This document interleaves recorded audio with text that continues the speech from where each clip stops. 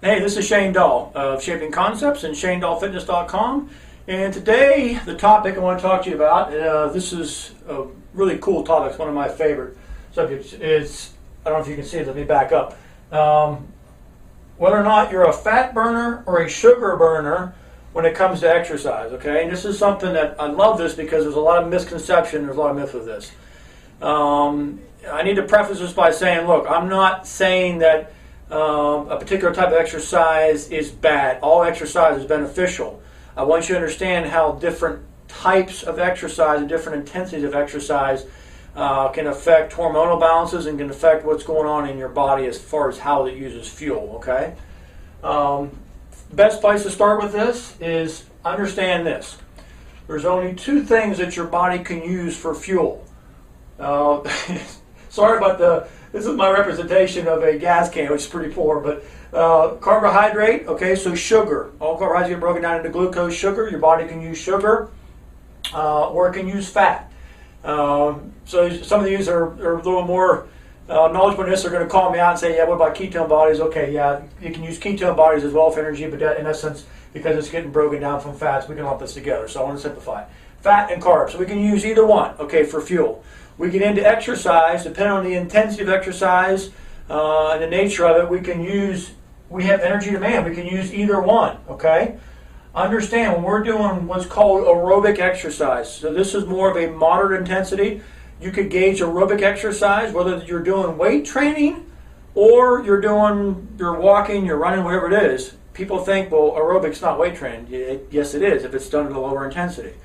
Aerobic is basically classified as if you're doing aerobic activity, you could carry on a conversation, your heart rate is up, between 50 to 70% max heart rate.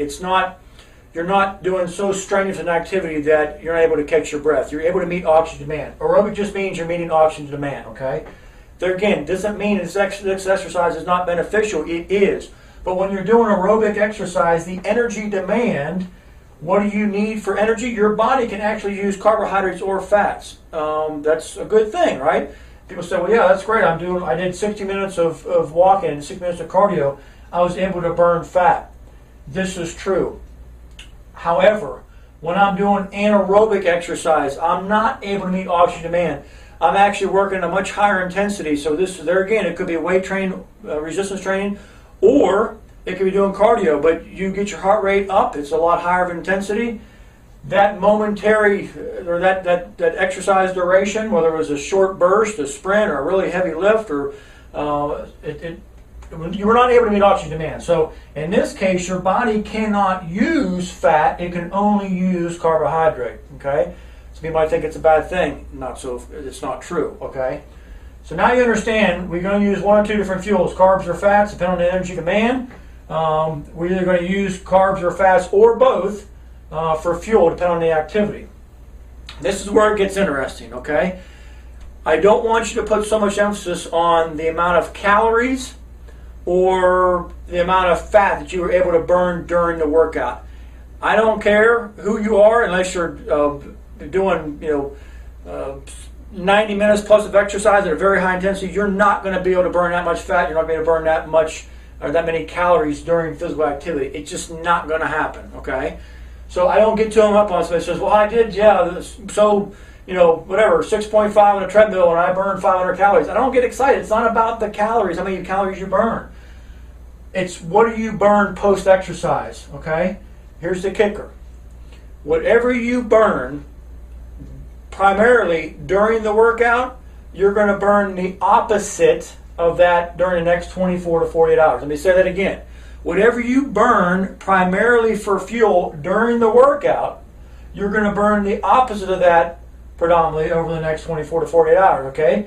This is where this becomes interesting. If I did an aerobic workout, I did a 60-minute, nice long treadmill workout, sweating, I burned a lot of calories, I was using fat and carbohydrates. But for the next 24 to 48 hours, what am I going to use? I was able to use predominantly fat, okay? I'm going to use the opposite, so I'm going to be burning sugar. From that point on, the next 24 to 48 hours, I'm going to burn sugar. What do you think I'm going to crave? I'm going to crave sugar.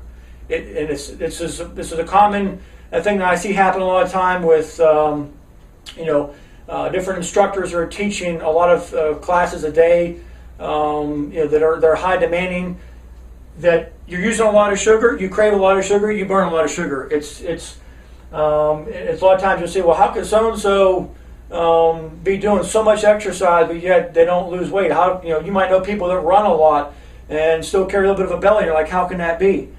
Now you understand. It's what you burn during the exercise isn't necessarily what you burn after it. Here's the flip side. When I'm doing higher intensity exercise, I'm in an anaerobic state. If that exercise, that workout was predominantly anaerobic or what's called glycolytic, we had a lot of high intensity, short burst. That's why I'm so big on burst training and interval training. When you do that, the next 24 to 48 hours, I use predominantly, remember, I can only use carbohydrate during this workout. There's no oxygen, I don't have enough oxygen present, so I can't use fat. You have to have oxygen present to use fat. So for the next 24 to 48 hours, I'm going to be able to burn predominantly fat. I put myself in a position, all things being equal, if my caloric balances are right, my nutrient intakes are right, I can put myself in a position to use fats for fuel. Okay. Now here's the thing, from a weight loss standpoint, I know a lot of this is people are, it's related to the weight loss. The first order of business in weight loss is to fix the insulin and the leptin hormone imbalances and the down regulation that we got there. So we need to focus on that through dietary changes. All this stuff is good conversation, but the dietary is so important. Okay. The second order of business from a fat loss standpoint is that we want to begin to increase the hormones that can facilitate fat loss and fat burning. Things like growth hormone and adrenaline. How do we do that? The higher intensity exercise, okay? And understand this isn't for everybody. You don't start with this, but even, that's why I'm so big on doing resistance training, weight training, short bursts, short bouts of just really working with some weights can really help to stimulate the growth hormone and adrenaline, which can, there again, if done properly, we can be in a position to burn fat. So hopefully that makes sense. The whole idea is that, you're not necessarily better off to do longer duration, lower intensity aerobic workouts and think you're going to be better at burning fat. It's not the case hormonally, and it's not the case from an energy standpoint of what your body uses for fuel. So there it is. If you have any questions at all, I know there's, I might be trying to oversimplify this, but I want you to understand the whole idea behind this so that you begin to integrate some higher intensity workouts when possible. So any questions, feel free to shoot me an email, and we will talk soon. All right, thanks a lot.